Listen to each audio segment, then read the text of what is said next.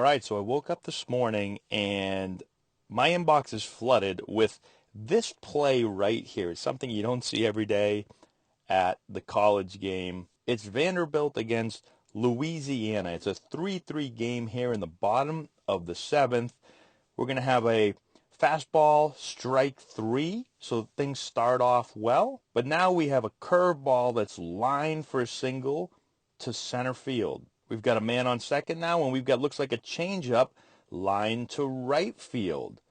Right fielder's going to come up throwing home. Runner stops at third. We've got first and third now. We're going to get a fastball that's blasted to left field for a 3-run homer. Vanderbilt takes the lead 6-3. So we've seen a breaking ball, a changeup, and a fastball so far. Here we get another breaking ball for strike three, 2 outs, and then we're going to get maybe a changeup for strike three. Now this is where it gets interesting because Louisiana pitcher is going to walk off the mound into the dugout, and he's going to start to say something to his pitching coach, who's going to grab him by the chest, start to push him over here. Now we're going to have another coach grab him. Now we've got the head coach go to grab him and say, hey, let's take a walk. We're going to head down the runway down here to the clubhouse, and we're going to have a nice little chat. So first, let's try to figure out what he said. A lot of people are guessing at what he's saying. Again, I am not a professional lip reader, and I'm not in the dugout, but I understand the context pretty good going back and looking through it. And to me, it looks like he says, what the F are you doing? What the F are you doing? And then he says, I've got 4 effing pitches. You can see it right there. He puts the 4 fingers up.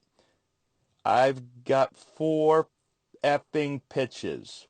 So clearly he's upset at the pitch calling by the pitching coach right here. And let me give you just a quick background on how it typically works. Now, I've coached and played at every level of baseball. And so there's really 2 ways to do it. Either the coach, usually the pitching coach, is going to make the pitch calls. And in college, I would say that's the way most teams do it, especially now with the ability to use electronics. So the pitching coach can send in the pitch call to the pitcher and the catcher, and the pitcher is going to execute the pitch that's called by the pitching coach. And again, I would say that's the way a majority of the coaches I've seen do it at the college level. And it does make sense because the players, they've got to go to school. They've got a lot of other things that they're doing.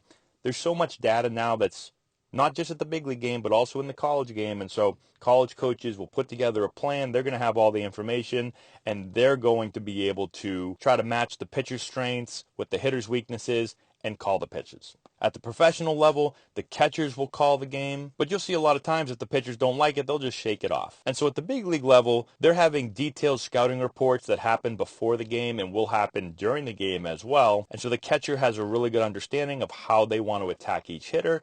The catcher knows the pitcher's strengths again, and they're going to call the game accordingly. Now, I've coached at college and at high school, and this is how I typically start off when it comes to calling pitches. My first rule and biggest rule is that I would rather have the pitcher throw the wrong pitch with conviction versus the right pitch without conviction. So all that means is if I think the best pitch call for this situation is a curveball, but the pitcher does not feel confident and does not have conviction behind that curveball, I don't want to call that pitch. I don't want him to throw that because he doesn't want to. He doesn't feel conviction, and he's probably not going to throw a good curveball. So even if I think a curveball is the best pitch in this situation, you need to make sure that the pitcher has conviction behind it. So at the high school level, I don't call pitches. I let our catcher and pitcher do it. Now, I do have the ability to call a pitch if I really want a pitch, but I also do let our pitchers shake off because, again, I need them to have conviction behind the pitch. Now, there have been cases with some pitchers that have no idea what they're doing, and I'll be a little bit more forceful and say, listen,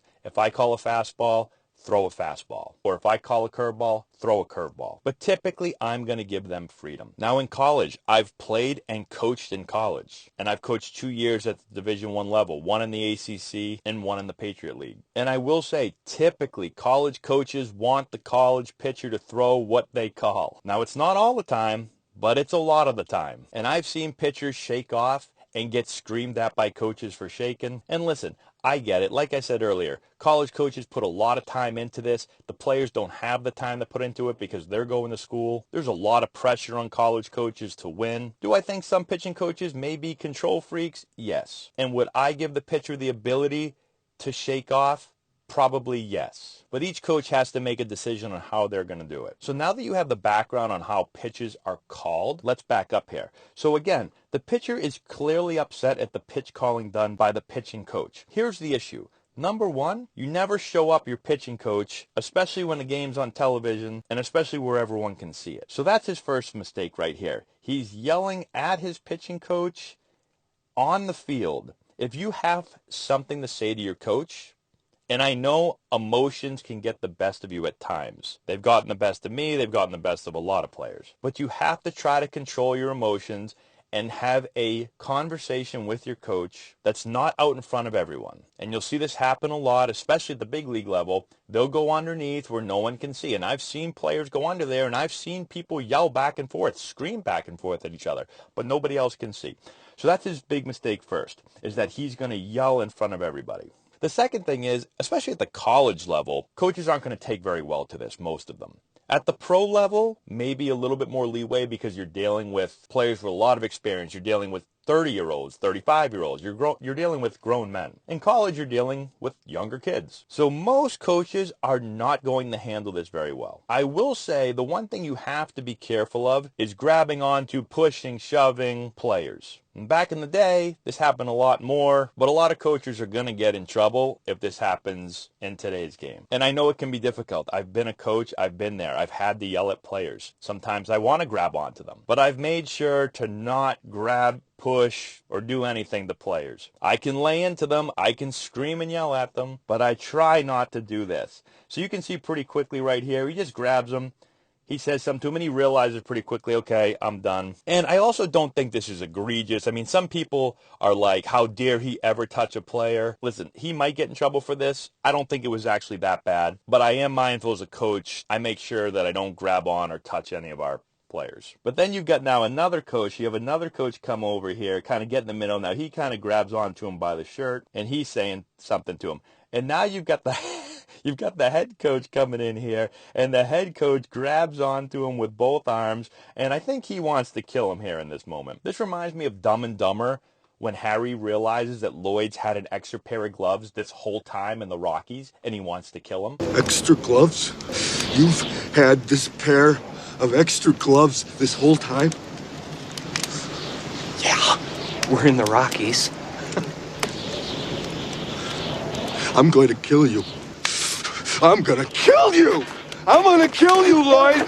Calm down! Right now, I'm going to kill you! Harry, you got that crazy look in your eye! So he puts both hands on him, and he says, you know what, actually, let's go ahead. Let's head on down here, and let's go talk. And so I think the big thing is, first off, again, as a pitcher, don't show up your coach. You want to have a conversation with him, go have a conversation. I also saw multiple pitches thrown, so I know he said he had 4 pitches. I'm pretty sure I saw a breaking ball, a changeup, and a fastball all get hit. And then as a coach, I think it's do the best we can without grabbing onto guys. But I don't think this is the end of the world. I do want to say that. And I know I would have probably been pissed if I was a coach and a player screaming at me. So let me know what you think in the comment section below. You don't see this every day, especially at the college game. I'd be interested to hear what you have to say. Thanks for watching. Subscribe to the channel, hit the notification bell, give it a thumbs up, all that good stuff. And we'll talk to you later.